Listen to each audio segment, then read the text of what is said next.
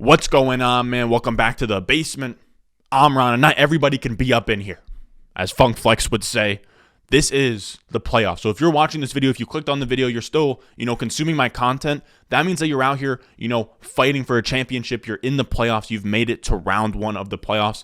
And if you're out here, I just want to congratulate you. You're repping the Ron Stewart brand proud. I also want to get a channel set up in the Discord where we're going to have a winner circle. So everyone that wins their leagues, you can drop, a screenshot of your team, what your lineup looked like, drop it in there so we can all kind of celebrate our championships together. Now, what we are gathering together here for on this fine Tuesday is a waiver wire video. So guys that you can stash for your playoff run, and guys that you can plug and play in week 15 if you need a spot start at running back, wide receiver, or tight end. Now, with that being said, all these guys will be under 50% owned on ESPN. And if you want my full waiver wire breakdown, that's going to be on the Patreon. I'm going to go over 10 plus players every position, how much fab I bid on them, a little blurb of, kind of how I feel about that player moving forward. Now, with that being said, subscribe if you're new, leave a like.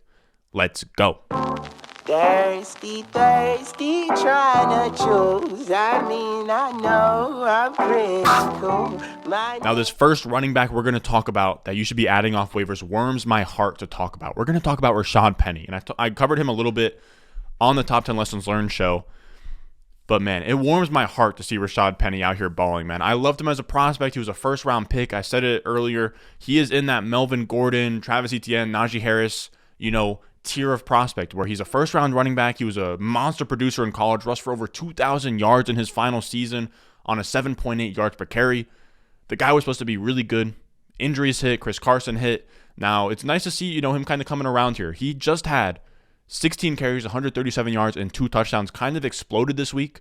Was the RB2 in all of Fantasyland this week, and he led the Seahawks in running back snaps and carries. He is kind of going to be a fringe RB2 that could, we could look back and be like, did you have Rashaad Penny on your team? He could be that waiver wire pickup that really makes noise in the playoffs. I really like him as a guy you can pick up, plug and play into your hero RB builds, your zero RB builds. Rashaad Penny, it's just, I'm really happy to see him finally balling out. He hasn't had a 100-yard rushing game since like November of 2019. So it's nice to see him finally balling out. It's also nice because as a waiver wire pickup, he can go out there and, he's going to instantly be a fringe RB2 rest of season. Then another guy that I would be splashing a ton of fab on is Rhamondre Stevenson. You guys know I love Rhamondre Stevenson. The guy is an absolute stud. He is 4th in the NFL in elusive rating according to PFF. He's 4th in yards per out run, so he gets it done on the ground, making people miss. He gets it done through the air. He can catch, he can run, he can pass block. He can do literally everything. Now, he has a perfect opportunity here to step into a, bell cow type role because Damian Harris pulled his hamstring last week against the Bills.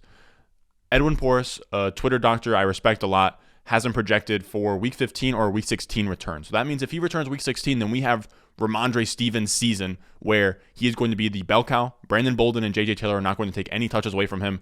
And if Damian Harris misses any time, Rhamondre Stevenson is instantly a top 15 running back. I also think that just in general, Rhamondre Stevenson should be rostered because I think that he's a flex play even with Damian Harris in the lineup.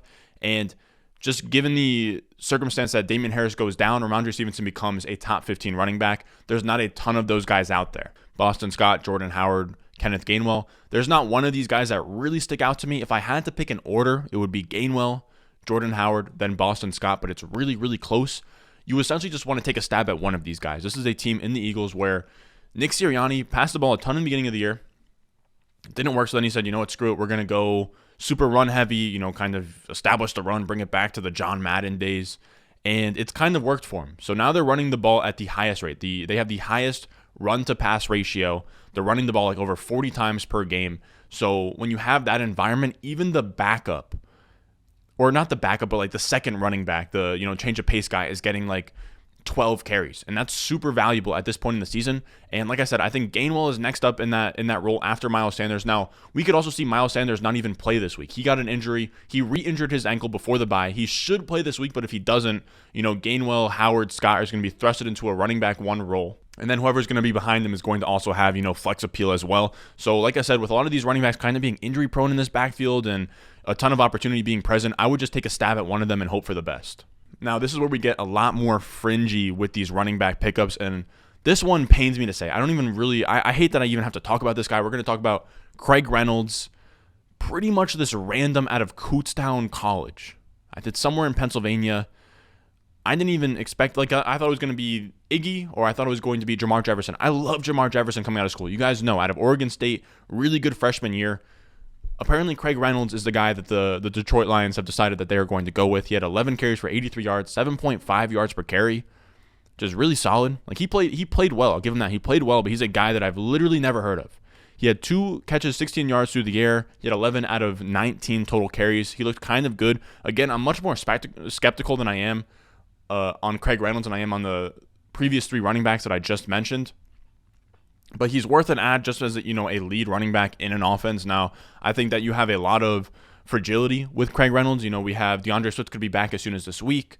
We have Jamal Williams could be back very soon. We also have that there's a scenario where next week, let's say the same 3 running backs are active, Craig Reynolds is third on that totem pole. That depth chart isn't set in stone whatsoever, but Craig Reynolds is an interesting flyer, I guess. Then we have Ameer Abdullah, who I'm actually pretty excited about. Or let me rephrase that, I guess. I'm not pretty excited about it, but Ameer Abdullah was a guy that I liked coming out of school. Now, that was way before I even really did prospect evaluation and stuff, but he was just a flashy guy out of Nebraska, could catch passes, second round draft pick. We all remember, if you guys are out there, you remember the preseason run Ameer Abdullah had.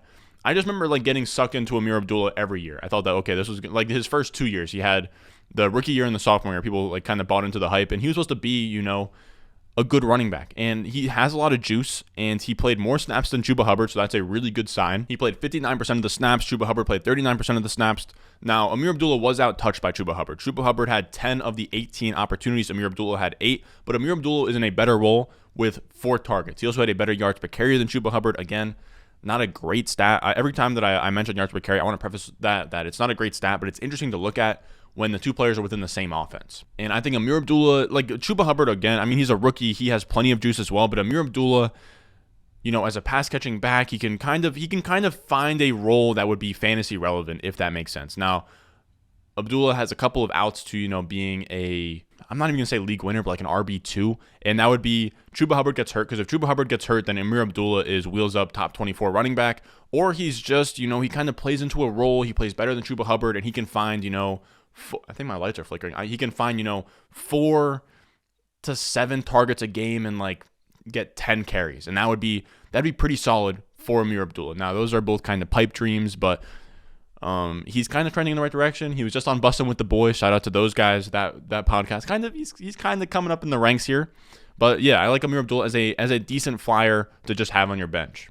Then our last running back is pretty interesting, and he's also from that same draft class as Rashaad Penny. Another guy I liked in that draft class. I talked about in the Top 10 Lessons Learned show, but that 2018 draft class was that's when I fell in love with Dynasty and fantasy football deeper than before, because that 2018 draft class had all those really good running back prospects. It had the DJ Moore versus Calvin Ridley debates. It had Cortland Sutton. It had Christian Kirk. Just a lot of guys. It was just a lot of fun. And Royce Freeman was a guy out of Oregon who had all of the, how do I say it? He had all of the production in the world. I want to say that he is the all-time leading rusher for Oregon, and he had this bigger build where he was kind of like a Najee Harris, a Le'Veon Bell, a Steven Jackson, where he had this bigger build. He was agile, a lot of production. He just didn't really pan out. I'm not going to say that he was never given a chance or anything like that and that he is that good, but he's a guy that I liked coming out of school. And he's finally getting some sort of shine with the Texans. He had 11 carries to Burkhead's 11 carries. So he split the carries. He had more snaps, and he had 8 targets to Rex Burkhead's 4. Now, a lot of that production came because Rex Burkhead was a little banged up. David Johnson didn't play. He was pretty much the only guy that was next up. But again, he's a serviceable running back. He was a decent prospect. And if he can go into next week against the Jaguars in Week 15 for playoffs, and he can just secure about 15 touches against the Jaguars, he can give you a cool, 10 to 15 points against the Jaguars, as long as, 2 out of 3 of Burkhead, David Johnson, who's the other guy, Scotty Phillips. If 2 out of 3 of those guys are hurt, Royce Freeman's a top 30 play at running back for Week 15, and I like him as a nice sneaky ad off waivers. Then we're going to talk about wide receivers here, and the first guy I want to talk about is Russel Gage. I'm shocked that he's still available in over 50% of leagues. He has been pretty good. He is the wide receiver 12 in PPR since week 10. He has 6 targets and 60 yards in 3 straight games. He has just been really consistent. Like, now, I'm not going to say Russel Gage is going to be like a league winner, but if you're in a league with like 2 flexes and you went, running back, putting Russel Gage in that second flex spot is going to hold you over just fine. Like, if you have, maybe like if you got something crazy like a, Austin Eckler, Jonathan Taylor, or like a Najee Harris, Jonathan Taylor, and you can get Russel Gage in that second flex spot, you're sitting pretty at that point. Then another guy I wanted to highlight was KJ Osborn.